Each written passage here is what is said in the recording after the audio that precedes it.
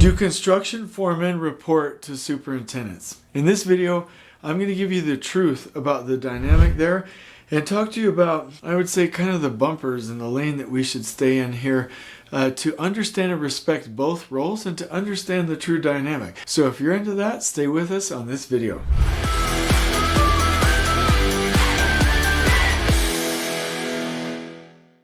I love the foreman and the superintendent dynamic. Let me give you an analogy that I have said before, but I'm going to say it a little bit differently this time. A job site is like an orchestra. The superintendent is the orchestra conductor, and the trade partners are the musicians. Now let me take this analogy just a little bit deeper. It is 1,000 million trillion, billion trillion percent the superintendent's job to create the environment. So let's use the orchestra analogy, and I don't think this is too weird. When a musician comes to an orchestra and into the building, the floors should be swept and clean, the chairs should be nice and comfortable, the music stand should be ready to go and in good repair, the sheets of music should be there ready to go and turn the pages, and the sound system should be effective, right? Same thing on a job site. The superintendent owes all foremen and trades a clean, safe, and organized project site that's like perfectly controlled, general patent style, absolutely beautiful. Okay, that's number one. Then the musicians can come sit in the chairs and they've already done their practice. They're good at what they're doing. They are the subject matter experts. They can play their music. But if in a large orchestra, for instance, let's say you had multiple players, right? Or musicians rather, it would be really difficult for each musician to just guess where they're supposed to be from a timing standpoint. So the musicians will be there playing their music as experts, but they do need an orchestra conductor keeping the rhythm, right? And making sure that it's clearly communicated where the highs and lows are, where there might be some variation, and making sure that the tempo is kept.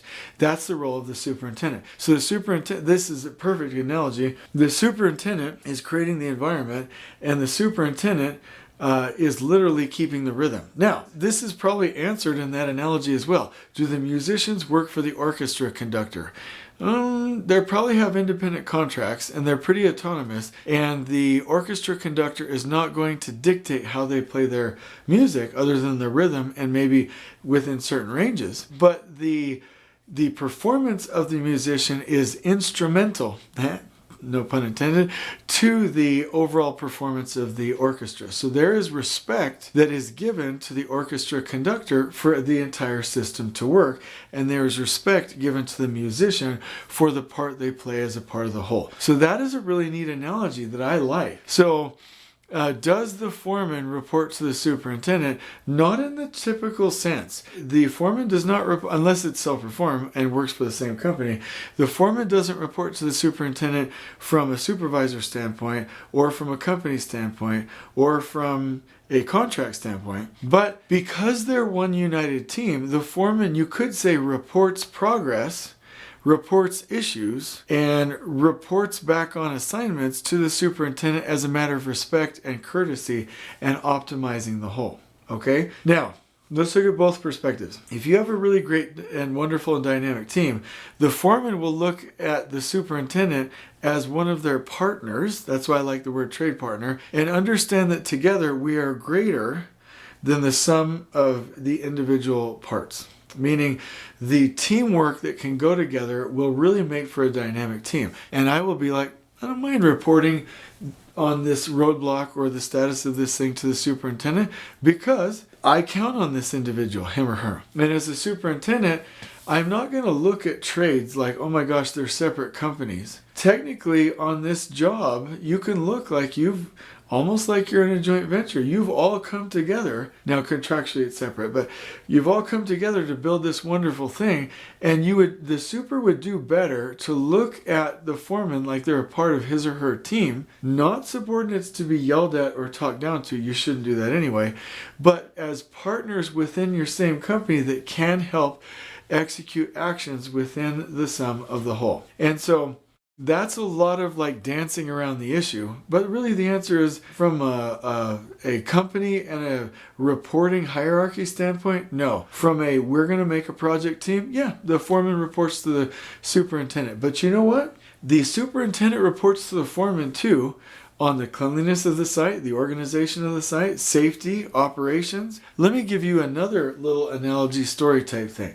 I love what's called contractor grading. And what I mean by that is for a month, I'll ask the trades to grade the GC. Things like, do we have nice bathrooms, nice lunchrooms, nice access, great logistical support, good scheduling system, all the things, right? And we want to be an A player. And then after a month, I'll introduce, we're going to grade everybody. You're going to grade us every week. We're going to grade you every week. And we grade the trade partners on how clean was it? How safe are you? How on time are you to huddles? Do you have the appropriate paperwork filled in? We're grading each other. So if you look at, and that's a real dynamic. I do that on every project. And the projects that I am the owner for is that the trades are reporting their progress and their ability to work within the whole system to the superintendent. And the superintendent, this is such a good video. I'm having so much fun. The superintendent is reporting to the foreman for how well they've enabled the foreman with materials, tools, information, maybe not labor, but layout permissions, and for the condition and operation of the project site. And so we're literally a team, and that is the best way to look at it. The foreman is an extension of the project management team, and the superintendent should be an extension of their trade partner by reason of the fact that they help prepare the work of the trade partner. And so we must look at this from a position of equal respect. And if we're all in the right roles and we have respect for people and we are all here to treat each other as customers, the foreman treating the superintendent as a customer and we are treating the trade partner and the foreman and the crew as a customer, we won't have any issue and this won't be a problem at all. And so those are the different roles. And really, if somebody's asking this question, this is probably the situation. You probably, and I'll start with the probably least likely thing first. You probably have a difficult trade foreman and that person is bucking the system, right? Kevin and I have dealt with that. And actually, it's a really sad story. The trade partner and the foreman were like, I'm going to do this work my way. You don't know what you're doing. I need the whole building. I'm moving this the way I need it. This is how much time. And we wanted to work on attack time with the rest of the trades. Eventually, the owner got so fed up with their rebellious attitude, they were removed from the project. But before they were removed, they started making so much money that they begged to come back on and are still begging to get back on. That's an unfortunate situation. And that situation, literally the trade was the problem. But that doesn't happen very often. Most of the time what you'll have is a superintendent that's in this command and control, I'm going to control everything, toxic, yell at you, throw the hard hat kind of a style. If somebody's asking this question of does a foreman report to a superintendent, you're probably dealing with that. That situation needs to be fixed. That's why we have the last planner system to create collaboration, visual systems, total participation, collaborative and mutual planning, mutual commitments, right? And so in that situation, I would say that you need to do, oh, this is so good. This video is getting even better.